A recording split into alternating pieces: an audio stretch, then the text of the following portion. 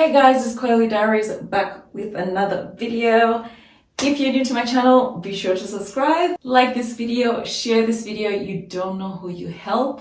To my returning subscribers, you know I love you guys. Thank you for your support. I really do appreciate it. In this video, we're going to talk about why products actually matter. Products actually matter. You can't just use whatever whenever with your natural hair. I have been one of the naturals that would say, you know what, as long as it's a leave-in, as long as it's a shampoo, it's okay. But I'm learning as I am on this moisture journey this year that what I use, when I use it, actually matters. And it's so important because it can actually set you back. Using the wrong product, especially at the wrong time, can set you back years. Anywho, without further ado, let's get into the video.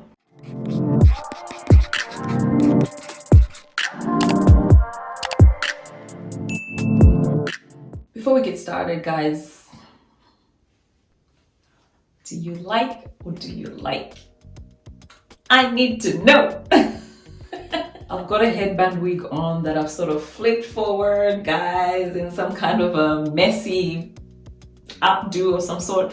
And I just have this cute animal print bow with my satin scarf, which I absolutely love.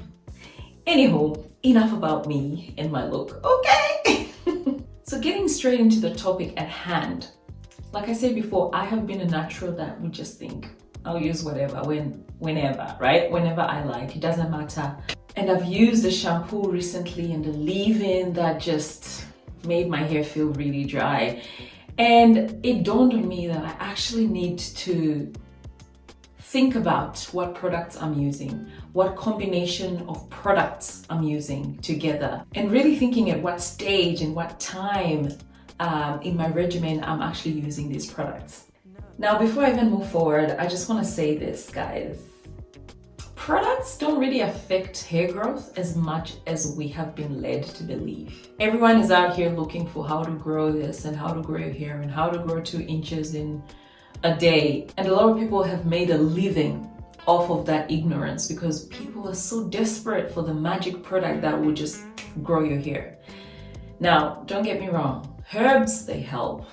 Hair growth potions, products, they help. They optimize, and I'm sure if you go like to a professional, you know, a doctor or a trichologist, you know, dermatologist, they have medications that will actually increase the hair growth, but that's out of my scope. That's not what I'm talking about here. I'm talking about things that we whip up in the kitchen, you know, these concoctions, rosemary, this oil and that. The research says otherwise. Yes, they do benefit in helping the hair become more healthy and optimize the health of the hair or maybe the scalp, but not really directly influencing hair growth to the extent that we have been led to believe. And of course, you have your shampoos, conditioners, and products like that, that some of them will aid in hair growth depending on the formulation and who made them and what's in them, etc. But in general, these products are meant to cleanse, condition, soften, and kind of make your hair more manageable, okay? Improve hydration, things like that. So I just wanted to get that out of the way before we delve in. A lot of us are here because we want to grow healthy long hair. And the health of your hair is pretty much determined by how healthy you are, as in eating and keeping hydrated, and the scalp, you know, the condition of your scalp, etc. However, products like leave-in conditioners, shampoos, deep conditioners, etc. Even though I've said they do not necessarily help with growing your hair directly unless it's a specific formulation, the fact that they help with the manageability of the hair means that they help with the retention of the hair. Okay, I hope that makes sense, because if you're using something that's drying your hair, it's going to encourage knots, dryness, tangles, single strand knots, etc. and then breakage, and then you won't see your length. So that's the way in which your shampoos and conditioners will affect hair growth or hair length retention. And because of that, they are important, okay? I used a drying shampoo before and a leave-in that left my hair feeling like, hey, no matter what condition I used, oil and my glycerin spritz, it didn't really work because my hair was so stripped from the shampoo and the leave-in wasn't really doing the right thing. My sebum was gone. I needed to sort of wait it out a little bit for my scalp to produce sebum to re-moisturize my hair the way I like it. And following that experience, then you have your breakage. I was frustrated with my hair because I couldn't detangle it, right? If you've got a product, for example, that doesn't have slip, that's not softening and conditioning with the hair, your strands are not really gliding against each other. So they're gonna break.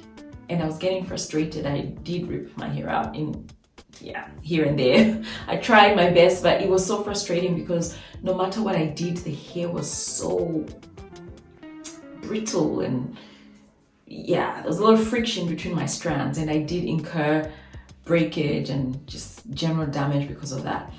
And after that experience, I said to myself, you know what, let me make a video about this because products actually matter. For a long time, I used to hop around, with products, and brands will send you this product, you try it out, and you'll be like, oh, let me finish it, and etc., etc. It's great. Like, I'll still try out products for you guys, and I want you guys to have a feel of different products and, see how they work with my hair, etc. But I'm not gonna make them my staples. If a product is not truly tried and tested in my regimen, it's not joining the club just like that. Okay, because I don't want to waste money or just be wasteful, right? If it's been given to me for free, then I'm just being wasteful. I don't want to just be wasteful, but also I don't want to cause havoc with my hair with a product that's not necessarily fitting into my regimen. So moving forward, even if I try products, I'm not going to really include them into my regimen for a staple unless I really do feel that they fit in to my routine or my regimen. Having one product that is not aligned with your routine or your normal regimen can actually throw everything out of whack. And I'm learning this now, and I'm here to say to you guys that you really need to focus on choosing what shampoos, what conditioners, what leave-ins, etc.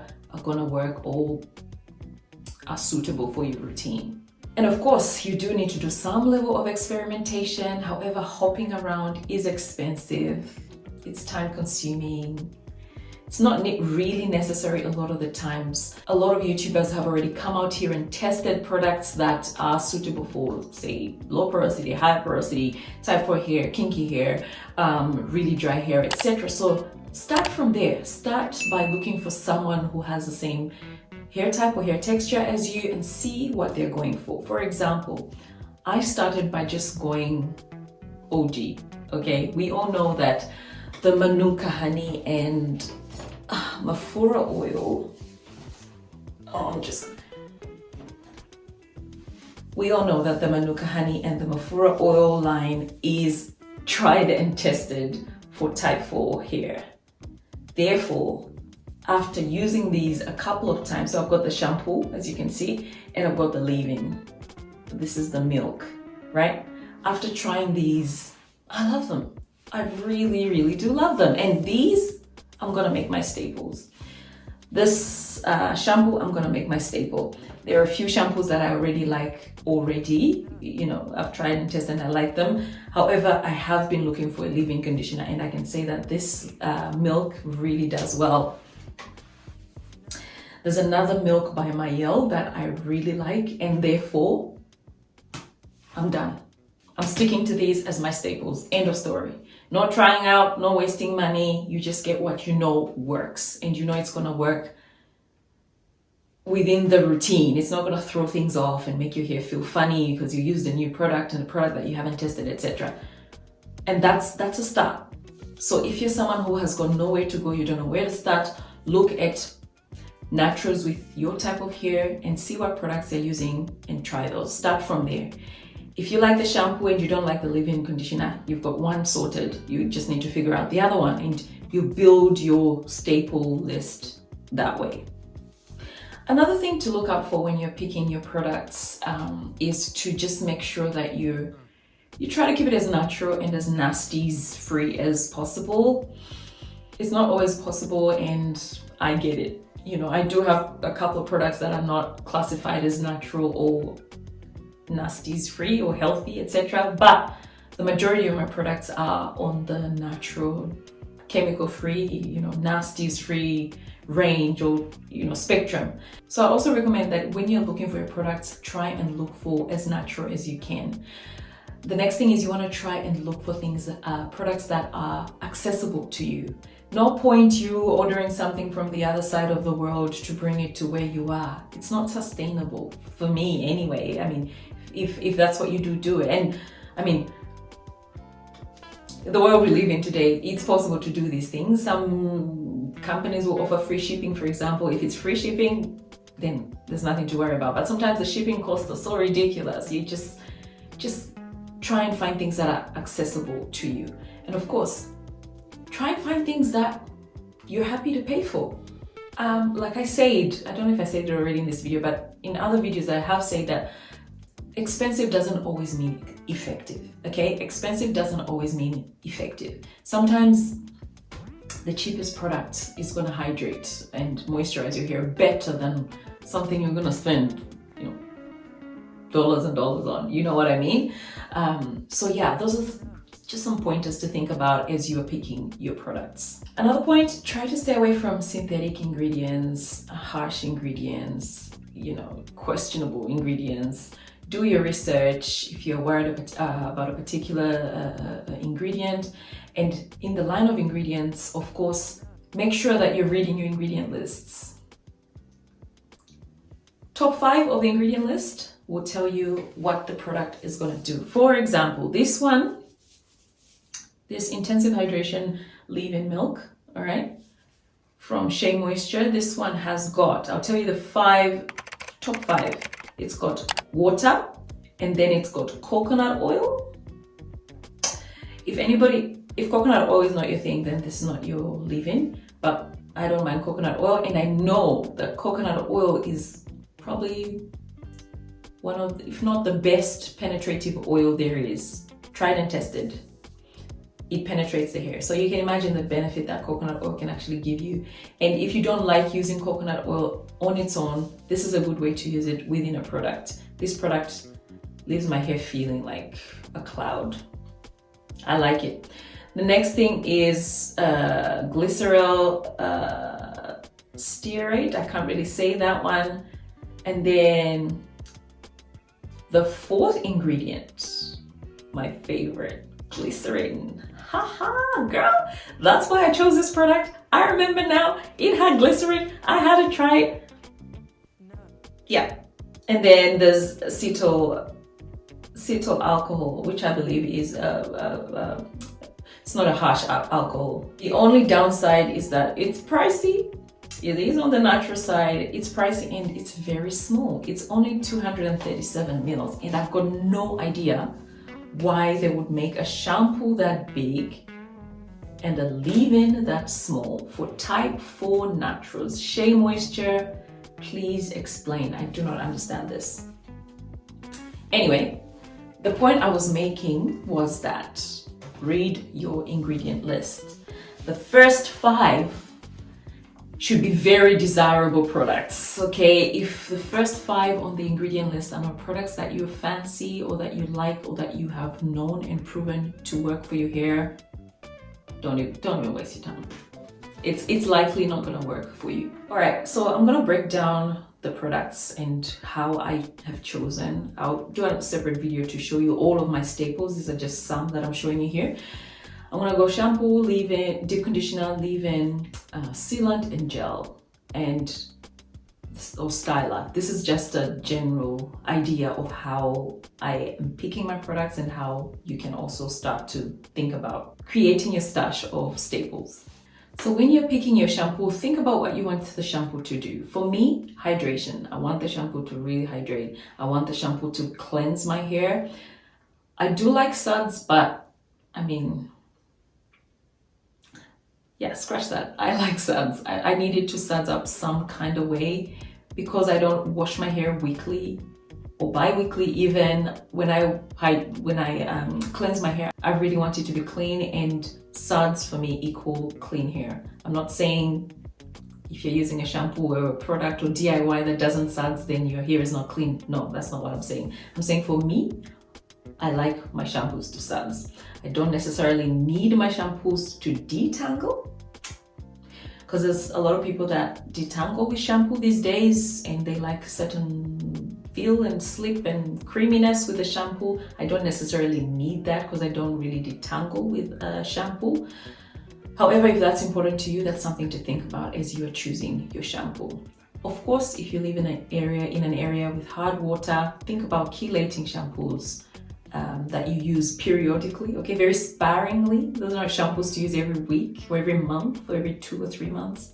Sparing, like twice a year or once a year even, depending on how high your hard water content or your hard mineral, what am I saying? Depending on how high your mineral content is in the water. And I've given an example, what I need from a shampoo and what I don't need and what you might need, etc. So ask yourself what you want the shampoo to do for you.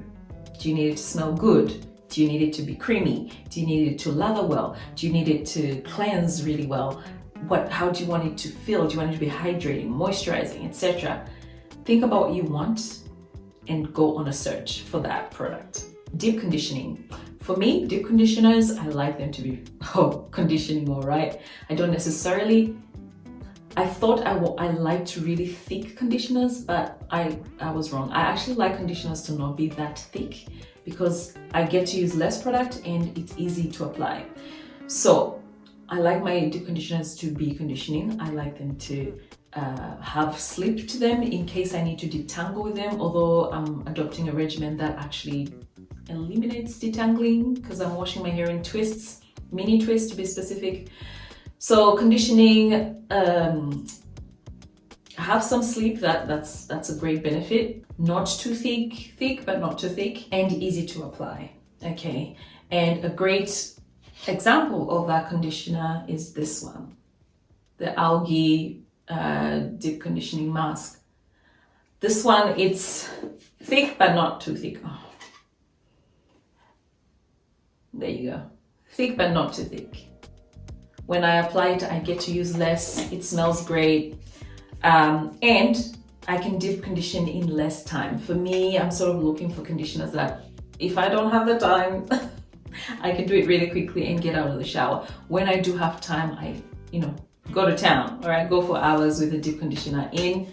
But if I don't have time, this deep conditioner allows for me to just sit with it for 10 minutes. Okay, that's if I don't have the time, but I try not to do 10. I try to at least use 30 minutes with heat. Another example of a conditioner that works really fast, really effectively, really well is this one.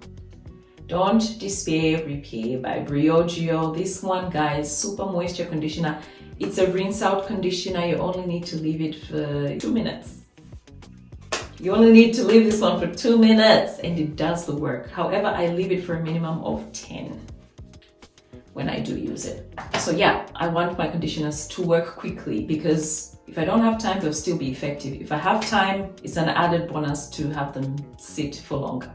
The next thing, your leave-ins. For me, choosing a leave-in conditioner, I'm looking for conditioners that smell good. I like conditioners that are able to keep my hair moisturized for longer, okay? I like conditioners that have got glycerin in the top 5 of the ingredient list because glycerin and I are inseparable at this stage. And that's pretty much it. Like I already said, for me, I'm settled on these 2 leave-in conditioners that I just showed you from Mayel and Manu. Did I show you? For me, these two tried and tested, accessible. They offer me the things that I'm looking for done. Now, if detangling, for example, is important to you, and for me, actually it is because I now actually detangle at the leave-in stage, detangle, quote unquote, okay? So some kind of sleep will be great. However, even just water and oil for me is enough to detangle at that stage because I'm really detangling very, very small sections of my hair. So I don't need that amount of slip and creaminess as we like as we're used to. I don't know if you know what I mean, but I mean, if you need that at the leave-in stage, then you want to really pick a leave-in conditioner that will allow a lot of slip. Maybe a conditioner that comes in a bigger container. Maybe a conditioner that is a little bit affordable because you'll be using a lot. I know a lot of people like Aussie Moist as a reasonable alternative for conditioner with slip, accessible, and it does the job. I haven't tried it personally, but if you want a cheap conditioner and maybe you're really heavy, you know, with your conditioner use, then that's something to think about when you're using or when you're choosing your staples. Choosing your sealant, there's a lot of options out there. Oils, butters, grease, you name it. It's up to you. I've tried them all. For me, it's castor oil. Why? Castor oil, yeah, if you've tried it, you know, it's thick, it works for my hair. It works the best. I can easily remove it with a gentle shampoo, so that's important for me. It's easily accessible. I like how it leaves my hair feeling, okay? It really seals my hair quite effectively. So light oils won't work for me. Jojoba, grapeseed, it's okay. It's okay. No, they don't seal my hair effectively enough. So castor oil for me is the sealant, the only sealant I will use. I love it. I stopped using my butter, shea butter, etc. because I didn't find that it made my hair feel how I wanted it to feel. It was harder, I guess, with a moisturizing shampoo, for example, to remove a butter. And with grease, I needed to use a harsher shampoo or shampoo with sulfate, or, you know, even if it didn't have a sulfate, but it would have to have quite strong cleansing properties. So because I'm trying to have moisture at every stage and I'm trying to use really moisturizing shampoos, the grease didn't work for me. So castor oil is a sweet spot. The last thing to think about is your stylers, right? Not everybody includes stylers. Some people include pre-pools and things in their regimen. You know, just use the same concept to decide. But if you want a styler, you want to think, what's the styler for? You know, what do you want the gel to do if it's a gel? Gels can be really drying, and I've searched high and low for gels. The Innocence I Create Hold is one that I like for my ends. I'm still trialing it out on my edges to see if I like it. But on my edges, I use Shine and Jam. I know it's not natural, but it works for me and it doesn't dry my hair out. So two things that I need: to not dry my hair out and to be effective. So it's working. So I use that. And that's it. If you're trying out products and you're frustrated, try and use the concepts I've shared in this video to help you decide and settle on your products. Let me know if this video has been helpful, what products you're using in your staple stash. Have you always had your staples sorted? Are you still trying to figure it out? Share below if you've got kinky, dry, you know, type 4 hair. What are your staples? What are you using at all of these stages to keep your hair nice and healthy, manageable, hydrated, moisturized, and all that good stuff? Do subscribe to the channel, share this video. Until next time, it's Coily Diaries. Bye.